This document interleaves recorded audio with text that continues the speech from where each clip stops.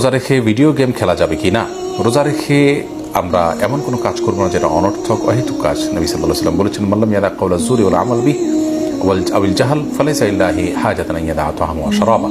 যে ব্যক্তি রোজা রেখে মিথ্যা কথা, মিথ্যা কাজ, মূর্খতা সুলভ আচরণ, অনর্থক কাজ এগুলো পরিহার করলো না, সে ব্যক্তির পানাহার বর্জনে আল্লাহর কোনো লাভ নেই। অর্থাৎ এটি একরকম অর্থহীন এবং একরকম অনর্থক সিয়ামে পরিণত হবে। এজন্য এই রোজা রেখে গেম খেলা বা যে কোনো ধরনের সময় অপচয় হয় এরকম কোনো কাজে লিপ্ত থাকা, এটা সিয়ামের যে আদর্শ সেটার পরিপন্থী। সিয়াম আমাদেরকে যে বার্তা দেয়, সিয়াম আমাদেরকে যে শিক্ষা দেয়, যে মেসেজ দেয়, সেটা হলো আমরা এর মাধ্যমে নিজেকে সংযমী করব। আমরা পানাহার থেকে বিরত থাকি, অথচ পানাহারের প্রয়োজন আছে আমাদের, এখান থেকে আমরা সংযম শিখি মূলত।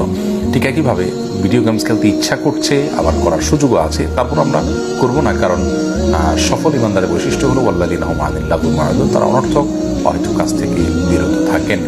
বিধায় এখানে সংযমের পরিচয় আমাকে দিতে হবে। সিয়ামের উদ্দেশ্যই সেটা।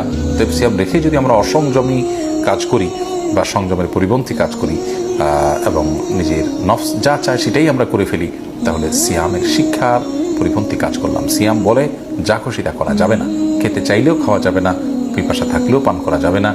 এই শিক্ষাটা আমাদেরকে নিতে হবে এখান থেকে।